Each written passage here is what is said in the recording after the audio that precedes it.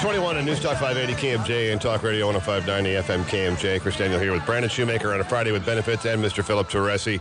And we welcome our first guest here today, and real different, real nice to have this guy. A lot of guests come and go on these shows, and there's a lot of bios we read to make sure you know about the people. This may be the best bio ever. John Resig is co-owner and president, and he says he uses the term loosely of theCHIVE.com and theberry.com, and is the oldest and most immature Resig, which says a lot. He lives in paradise in Venice, California with his idiot cousin Rick. If John ever turns up dead, Rick did it. He landed his role of Deputy Kevin Ellis on the TV show True Blood in 2008. I'm filming the third season, and yes, he says it's totally badass. John thinks he's Peter Pan and has no plans to leave an emotional state exceeding that of a college freshman ever.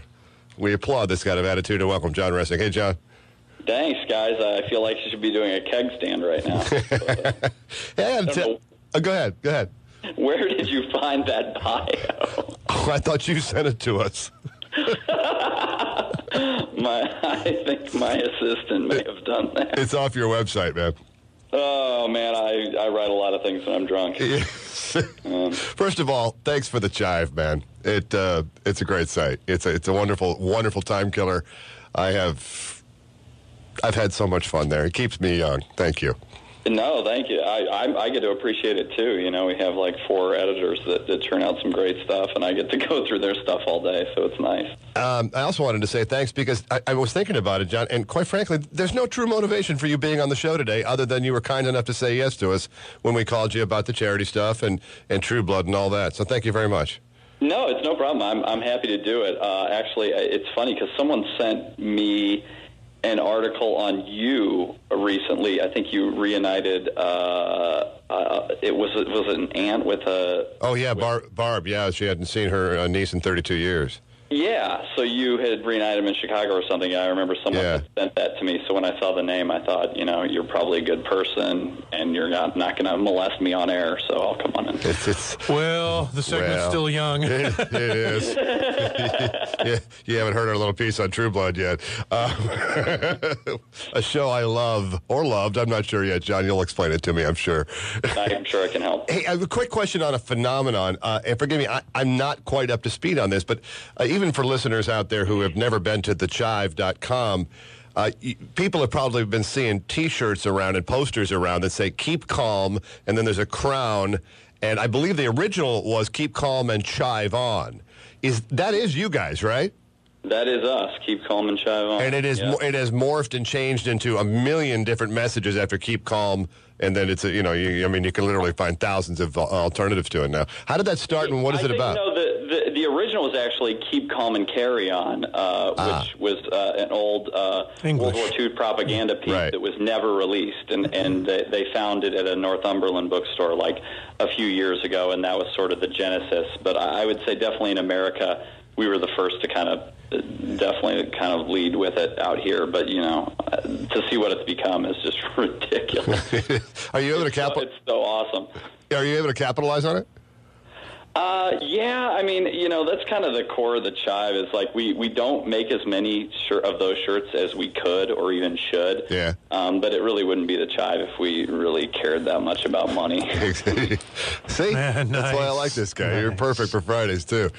So, and Philip may take a little bit of the lead on this. He did most of the research on it, but your ability, especially, the public perception of the kind of websites that do charities and the kind of websites that don't, your ability to take this very entertaining website with a frat attitude and just raise money in an unbelievably quick fashion is awesome. Could you tell a tale about what was the first one about the van and the accessible van for the kid who could not see? Could you talk about that? Yeah. Okay. That was one of them where we had this little boy named Griffin Stein, and he was born. First of all, I think we always try to find charity cases that no one has ever heard of. And in Griffin's case, he was this little 4-year-old boy with SOX2, which is kind of a genetic disorder, which causes any sort of, honestly, genetic mutations, the most prominent of which is like loss of orbitals, which is like he was born without eyes. Right. And so the family didn't have much money, and we went and, we kind of, our fund, our charitable fund, donated $25,000 to surprise him with a new car and with a new wheelchair ramp because he's growing up. And so I kind of flew out to Indiana to give him that, to surprise him with a new, like, Chrysler Town and Country. And cool. From there, I noticed that there were this whole family, and it's important to note that little Griffin is one of a triplet, and his brother and sister are just fine. They're growing up really healthy, very protective of their brother. Oh, wow. But the parents didn't really anticipate having triplets. They had one extra bedroom, and they're living in this, like, gingerbread house that I would say is probably like 900 square feet on a good day. Oh, boy. When they all sit at the dinner table, they can't even open the refrigerator door, put it that way. Yeah. So I kind of noticed that and put it in the post as, a recap. Like, I went to surprise his family, and we donated to him, and, I got, like, probably 1,000 emails from our community, the Chivers, saying, this house is way too small for this family. We want to build them a house. And so, I was like, well, I don't know if that's going to work. We'll see. It's not really up to me. I had him create this account, right? And he said they could do the renovations to build on a new bedroom, a new handicap accessible bathroom in their backyard, and it would cost like $30,000. So I had him create a fund for $30,000, and I went with the story the next day. Uh-huh. And I think within 24 hours that we had raised somewhere in the neighborhood of like $165,000. Holy cow! Yeah. So wow, you wake up the next morning and check the account. How blown away are you? They were pretty blown away. I got a few text messages that had a lot of OMGs in it.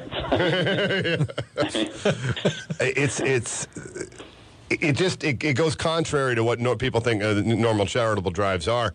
And you mentioned something before. You look out or seek out charities nobody's ever heard of. Mm-hmm.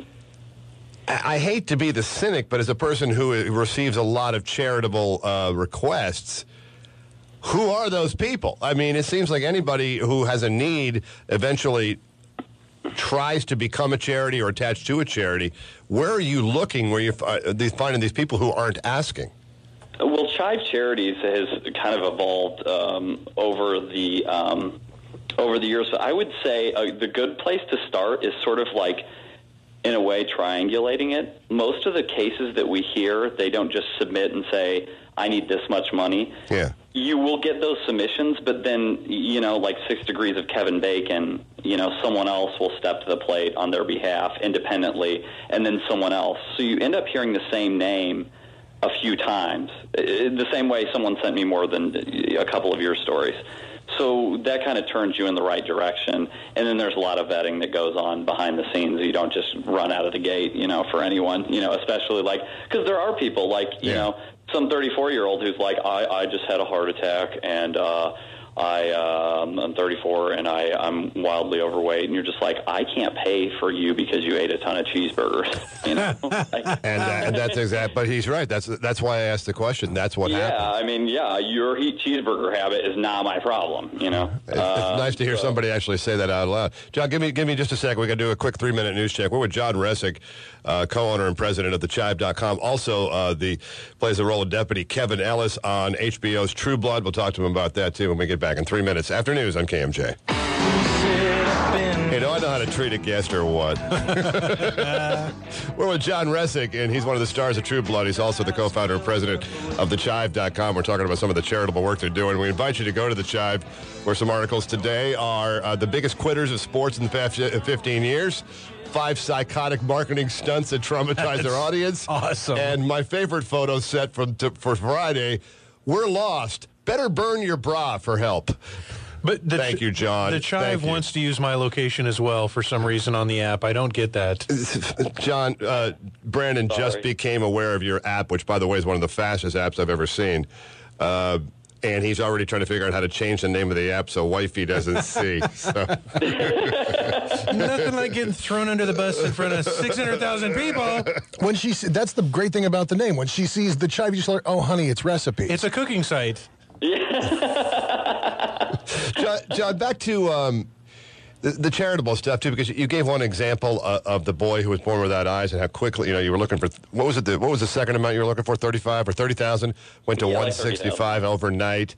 I've heard some other spectacular monetary stories about what you guys have done. Mm-hmm. But correct me if I'm wrong, this is all done on a $5, $10 basis, right? Yeah, given the size of the Chive, we're not trying to park it in the bleachers with like 100 people giving $10,000. Right. When you're dealing with millions of users, you're just trying to appeal to them for $5 and $10 increments. And I think the average donation is grown to more like $15 or $20 because they hit the goals so fast. And that seems reasonable, and it's something most people can handle. Sure. I guess part of the reason why I'm asking is this seems like part of a much, much, much larger trend. And that is, even when it comes to things like Organizing for America and what Obama has done in his past campaigns, it's just this mountain of $5 bills versus the old staid blue blood contributor of $1 million and what will you do for me? Nobody's asking. They're just jumping in with what they can do. Do you sense that, too, that this is the kind of the new way charities will be operated, and if you're not on board, you're going to lose? I not only do I think that it's changing, because I know that our model's being studied in universities right now, but I hope that it is.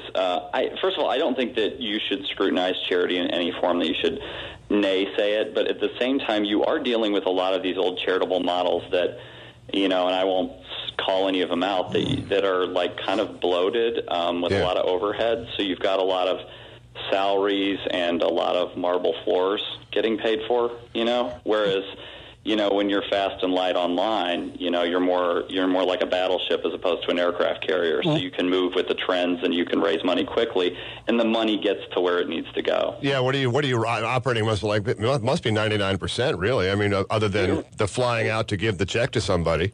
Yeah, and even that usually I'll just pay for myself. Like we have 2 great employees, and then there's my brother and I who don't take a paycheck, and it's just like, we have our own for-profit entity that we run a business on. I don't see the need to draft a paycheck or to go build a brick-and-mortar Chive Charities office with an opulent fountain. See, we saw that after Katrina, that immediately after Katrina, it's like the model changed, that after Katrina now I can donate $5 just on my cell phone. And the nice part of it is, even if, I guess worst case scenario, John, even if there's a charity out there that's operating on the Chive model, if it's a scam, what are you out? You're out $10. Okay, live and learn. You know what I'm saying? I'm not saying it's you guys, but you know what I'm saying. That this, and you can touch it. You can choose it. You're not getting some boilerplate, heartfelt letter with a good logo. And like you say, no marble floors. And in some cases, organizations, I have a list in front of me right now, 95% of their operating cost. And 95% of the charitable donation go to operating costs. Are you kidding me? Yeah. I think legally it's only, I don't want to give the wrong number, but legally it's a high number that you don't have to give that much. You only have to give 20 or 25% away, which kind of floors me. I'm like, well, but we also put a face to it. There's a lot of funds that are just this big generic fund, Right. I want to walk into some foundations and go, where's the individual that you're helping? And a lot of which I have done that because I drink a lot. And then, the answer is usually like, well, a lot of the extra goes to research. And you're like, well, this kid looks like he needs a lot of help here. Well, I mean, at what point do we start challenging some of the decades-long charities that have literally not advanced a single inch? We saw that with Katrina. Yeah. And I won't say who, but we definitely saw that. Yeah. I think the challenge is being issued because it's inherent in the new system. Like, people are looking at what we're doing and other people are doing, and you just got to change with the times. You're going to have to. And the economy, of course, gives a boost to that new model as well, so that's cool. Mm-hmm. Anything we can do to help you guys out at the Chive in terms of the charitable stuff? No, just keep your eyes open. We never know when the next one's coming, All right. Fair enough. Like you say, you do look in the corners for stuff, and that's pretty cool. Yeah, you're looking under every rug. So, I'm sure we'll have one the next 3 weeks. Just keep your eyes peeled. I got to cut you loose, John, but thank you for all the entertainment from the Chive and all the entertainment from True Blood. It's just been great. And thanks for what you're doing for people and looking around and paying it forward. That's really inspiring. That's what it's all about. Thanks for having me on, guys. You're welcome. John Resig, everybody, from the TV show True Blood and thechive.com.